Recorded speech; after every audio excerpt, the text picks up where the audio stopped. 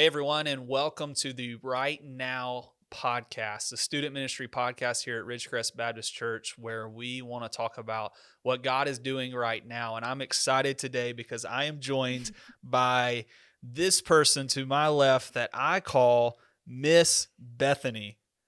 Bethany, how are you today? I'm good. How are you? I'm good. You're the only person that has had that title Yes. before their name, Goals. Miss Bethany. How do you feel about that? I feel pretty honored. Now, Pretty stoked. why do you have that title, though? Because I, being the respectful child I am, refer to Chase Falk as Mr. Chase. You do always call me Mr. You might be the Always. only person I think ever that have called me Mr. Chase. My mom told me I needed to. Really? Yeah. Do you call Auburn Mr. Auburn? Mr. Auburn, sir. Mr. Auburn, sir. So is that like more respectful? You're being more respectful to him than you are me? More facetious than respectful.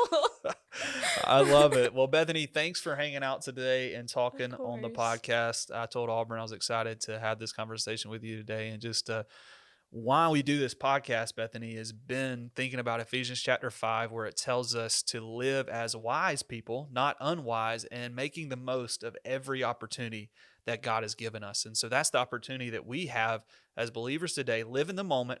We're looking and knowing that Jesus will return. Our hope is in eternity. Our hope is in heaven. But we have the opportunity for heaven to come down on earth and us experience Jesus here and right now. Think about the things that God is doing. And so before we jump into our 3 questions, a little surprise question for you. Okay. How's that make you feel? A little nervous. Do you like surprises? I don't. Not at all. Not at all. Or have you ever like pulled off like an ultimate surprise on somebody?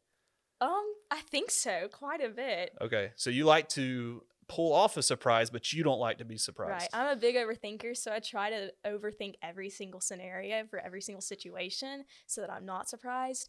It doesn't work, but I try. So I thought about that for you. Like, I knew that about you. So I was kind of concerned about this first question, but as simple as this. All right. If you could do anything tomorrow, money wasn't an issue, time wasn't an issue, what would you do right now if you could do anything? Okay. I think I would go to the beach. Just the beach. I would bring my whole family, all my friends, just go to the beach, maybe stay overnight and get a bunch of good food, go shopping.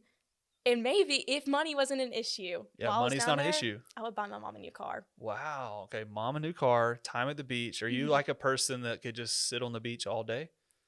In moderation. I can go like 2 hours at a time, but then I need cool down time. My phone needs cool down time. So Oh, I love it. All right. Well, we're not at the beach, but if we could go to the beach, we Right. would. But let's pretend we are at the beach having this conversation today. Make it fun. So right now, first question for us on the podcast today. What is it that God is teaching you in your life right now? Okay. So I am an avid perfectionist and I'm also very competitive. And so as a perfectionist, I'm always seeking for more. But as someone who's competitive, I'm always seeking to be more. And so with both of those put together, living life in the fullest has been very difficult for me, especially in the past year with COVID and how that's kind of rocked all of our worlds and kind of shifted our plans. I've realized how important it is to live in the fullest because you never know what it's going to be like tomorrow. And I remember 2 months ago, I was reading in Ephesians, and I remember realizing that I wasn't living life in the fullest and praying a specific prayer that God would remind me in his word what it's like to live life in the fullest. And so I remember the next couple of days in Ephesians, I remember Paul talking about the fullness of Christ and the fullness of God. And so I kind of took that as my answer. And so then I was like, okay, so living life in the fullest means being filled with and attaining to the fullness of God. And so then that led me to my next kind of quest, I guess, in the word, which was what is the fullness of God? And so that took me immediately, I thought of Galatians whenever Paul's talking about the fruits of the Spirit. And the Spirit is joy, Spirit is love, goodness, kindness, peace, patience, and so on. And so the fullness of God is the same thing. And so then it kind of gave me this piece of information that if the Spirit is my source of joy, the Spirit is my source of joy, peace, goodness, etc. And since the Spirit is my source of all these things, the world cannot take it from me because the world simply has not given it to me. And so whenever I put it in that perspective, it's easier to live life in the fullest because the world can't give it to me, but it's something that God can give to me, and he's consistent and he's never fading.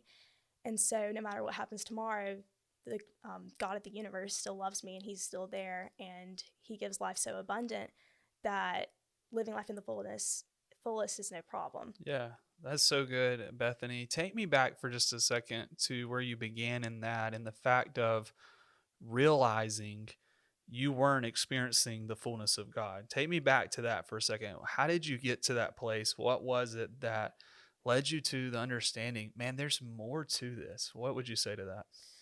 I remember specifically one day a few weeks ago, I was running, and it was a beautiful day outside, blue skies in the 60s. And I mean, that's just my favorite weather right there. And I was running, and then I just sat down for a minute, just looking up at the sky. And I was like, Yeah. this is such a beautiful life. I mean, the world is so broken, but life itself is so beautiful and precious and abundant. And I felt almost like convicted of selfishness for a minute for living life in a way that I was thinking about the past or about the future, and I couldn't live in the very moment that God had given me. Yeah. So I felt very convicted of ungratefulness. And then I remembered just life is so abundant. And it just, the more I thought about it, the more I just kept smiling. And I was like, how could I not realize this? That's so cool. That is so cool. Such a neat story. It reminds me of something our pastors told us today as a staff and talked about just remembering who God is. And I think sometimes it takes moments where we're in different situations Mhm. outside or in a context where we're not in kind of the routine of life to see him, but then grasp his how great he is, how big he is, how mighty he is.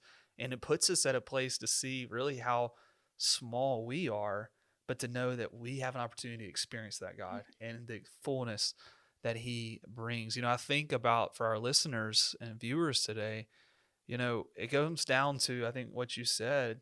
Are we experiencing the fullness of self or the fullness of God? Because you talked Mhm. about that selfish living, and it's all either about self or God. And so we'd encourage y'all today, as you're listening to this or watching this, Bethany's testimony here is a great testimony of thinking through what you're filling your life with and how you're walking daily and experiencing that. And so, Bethany, thanks for sharing that great answer. And I would say this, I probably would not have been running. I'd been more of the one sitting and just chilling. Some people like to joke. And when I say I went running, they want to know if someone was chasing me or what was chasing me, just because I'm not a big avid runner. So but you are an avid runner.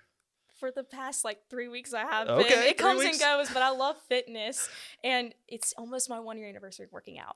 And so for the next year, I want to have something a little pizzazz added to it. Pizzazz. So running is your pizzazz for. Running and better tracking my nutrition. Okay. All right. Maybe we should talk later about that because there's nothing tracking on those nutrition side. All right. So next question on the Right Now podcast today, Bethany, how and in what ways can God use your generation right now to influence and make an impact?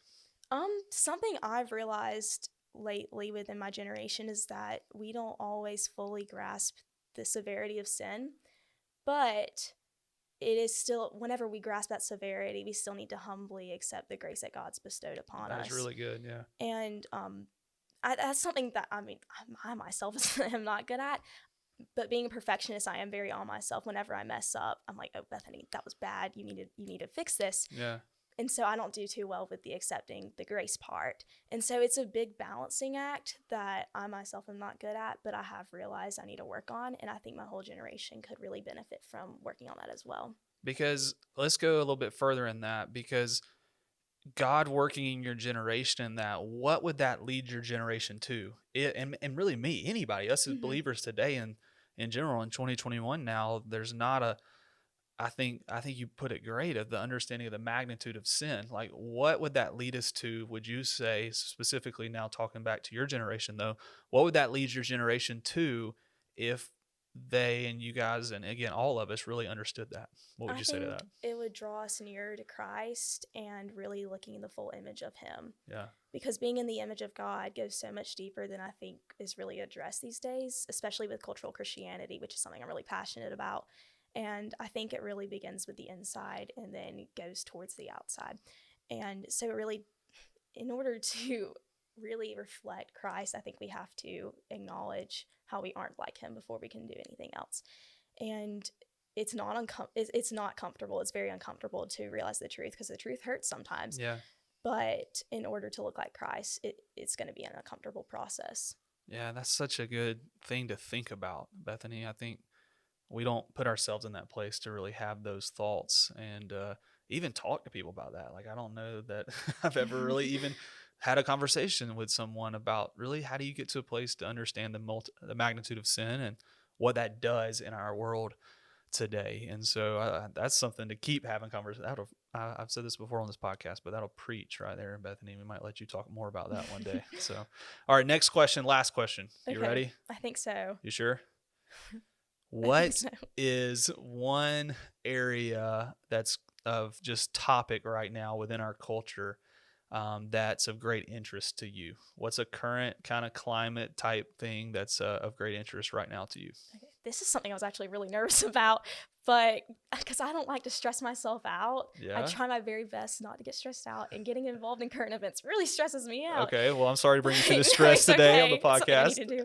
But I guess censorship, how censorship in America has kind of stripped away freedom of speech, but only if you're speaking one side of it. Because I remember Sunday, Brother Ray. Sorry, didn't mean to do that. No, that's all right. He likes it's a that. Compliment. Yeah, Dr. Jones. Dr. Jones. I remember Brother Ray talking about how there's only one truth. There isn't this person's truth or that person's truth, but there's one truth, and that's God's truth. And it's almost as if culture has become that you can only speak freely if you're speaking this person's truth, not the ultimate truth. Yeah. And going off of that, I've noticed on social media, like censorship, and how things have been put out there and they've been labeled as untrue simply because it goes along with a different side of political views. And I don't want to get into that topic, but that's just something that really intrigues me right now, is censorship. So how do you deal with that then? How do you, as a teenager in today's world, deal with that? I think really this is something that everyone has dealt with at some point, not necessarily political, but I mean, think about gossip. It always comes from different sources. Right. And so it really goes back to going straight to the source and assessing it from there, instead of going to a branch of the source, going to the original seed of the source. And which is kind of comforting, because the Bible is the ultimate source of all knowledge. That's good. And so whenever we go to the Bible, instead of going to something that could be labeled as untrue or something that we don't know is true, we can go to the Bible, which is always true. Yeah. And it really you just have to go to the source. You know, I love that idea, because very few people in our world today are tracing thoughts or truth or conversations or things they've heard back to the source. Mm-hmm. It's just a hearsay thing, or someone posts something, or you read this on a Twitter feed and you're just taking it as truth. Mm-hmm. And the depth there of taking words and not just believing them because of a certain status quo person saying something, but believing it because, no, this is something that I have researched. This is something that ultimately, as we've said, the Bible being the truth, I've gone to there, studied it, God's confirmed it with me, and this is what I believe and why. And so, Bethany, I'm so proud of that answer, and just that topic in general. That's not something that is easy to bring up easy to think about, and really to call out too. Mm-hmm. I mean, that's a really big deal in our culture today. And so, Bethany, this has been fun. It has been fun. You have done a tremendous job Thank you. On the podcast today. So thankful for you. We are proud of you. I'm excited for the days ahead in our church and student ministry, and excited for what God has planned for you. And just can't say thank you enough for all that you do in our student ministry. And we are looking forward to this podcast and God using it to encourage those that are listening and viewing it today. And so thanks for being here. Thank you for having me. All right. You heading to the beach now? I wish. You wish. You wish. I love it. So thanks for checking out today's Right Now podcast, the student ministry podcast here at Ridgecrest Baptist Church. We'd encourage you, as always, to like and share and subscribe, and allow other people to experience the podcast as well. And again, thankful for this conversation with Bethany, and we look forward to what God is going to do in the days ahead as we seek to live our life right now for his glory.